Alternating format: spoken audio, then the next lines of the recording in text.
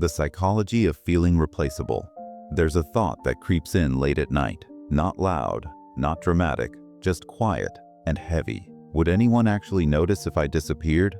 Not in a dark way, just honestly. Like you've slowly become a background character in your own life. Replaceable, interchangeable, optional.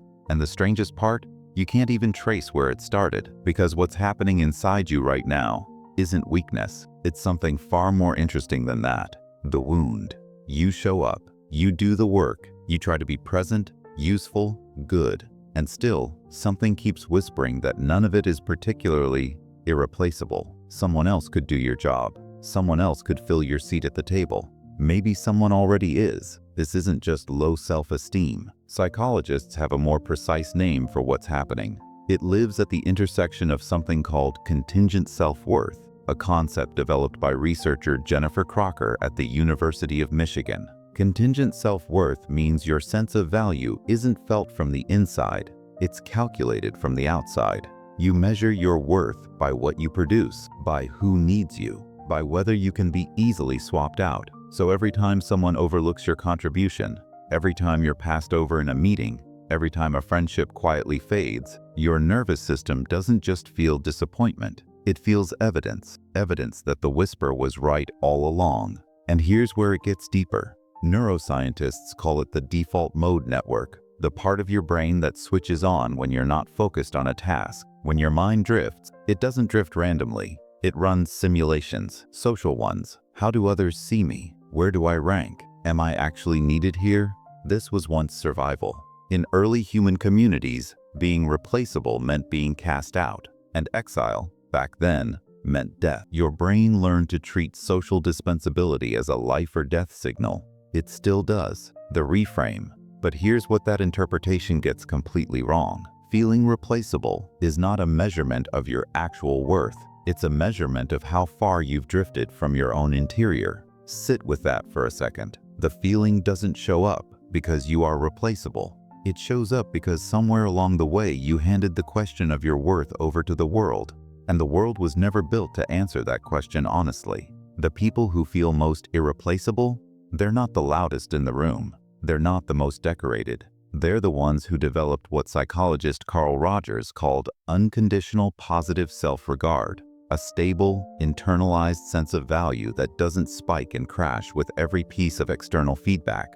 You're not broken for not having this yet. You were just never shown how to build it, how the brain got here. Let's go even deeper. Your brain runs on something researchers call predictive processing. It doesn't experience reality directly. It builds a model of reality, a constantly running prediction of what the world means and where you fit inside it. And that model was shaped heavily by your earliest experiences of being valued. If you grew up in an environment where love had conditions, where approval had to be earned, where being useful was the price of belonging, your brain built a model that says, value is transactional. I have to justify my existence through my output. That becomes your lens. And through that lens, every ordinary moment of being overlooked becomes confirmation of a story that was written long before today. Neuroscientists call this neural entrenchment. The pathways carrying that story have been traveled so many times they've become the road of least resistance. The brain doesn't default to that path because it's true. It defaults there because it's familiar, and familiar feels like fact. That's the trap, the way through. So how do you actually start to rewire this? Not through affirmations, not through forcing yourself to feel confident on command, through something much quieter and much more honest. The first thing, audit the source. When that feeling of being replaceable rolls in, pause. Ask yourself, whose voice is this originally? Psychologists call this internal object work. That critical voice running inside your head, it's rarely yours.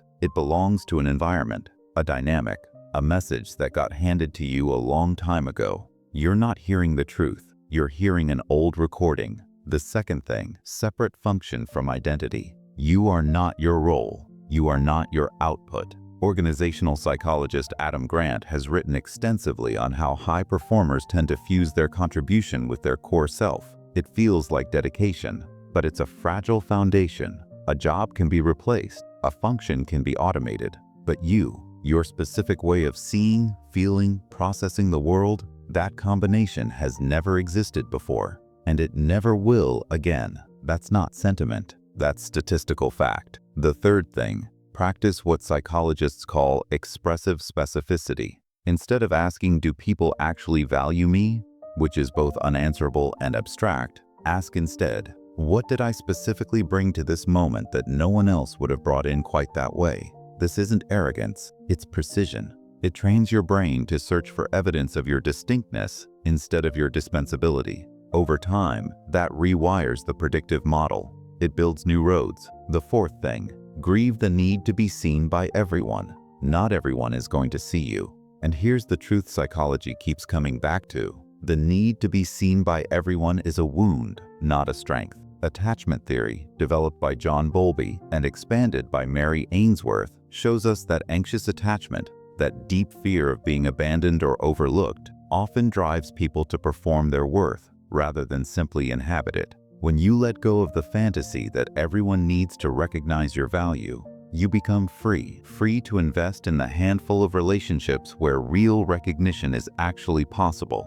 Depth over surface, always. The fifth thing, come back to your body. The feeling of being replaceable lives in the mind. The antidote lives in the body. Somatic psychologists and neuroscientists both keep landing on the same finding. When we reconnect with physical sensation, slow breathing, deliberate stillness, we quiet the default mode network. We shut down the simulation. We come back to the present moment, where replaceability is a concept, not an experience. Breathe slow. Feel the actual weight of your own presence. You are here. That is not nothing. The integration. Here's the mental model I want you to carry. Think of your sense of self-worth like a lantern. For most of your life, you may have been holding it up for other people to evaluate, waiting for them to tell you whether it glows brightly enough. But a lantern doesn't need an audience to give light. It just needs to be lit from within. The work isn't to become more impressive. The work is to stop outsourcing the question of whether you're worth keeping. You were never meant to be evaluated that way. And the brain that keeps running that evaluation, it's doing its job. It's trying to protect you from an ancient danger that doesn't exist anymore. You can thank it for that. And then, gently, firmly, come home to yourself. The close. You won't solve this tonight. Rewiring a nervous system takes time. It takes a kind of patience that looks more like grace than discipline. But something can shift right now. Just the recognition that this feeling, this quiet, persistent sense of being optional, is not evidence of who you are. It's a window into how you learn to survive. And survival strategies can be updated. You are not the background of someone else's story. You are the entire interior world of your own. And that world has never existed before. And it will never exist again. That is not replaceable. That is irreducibly, entirely you.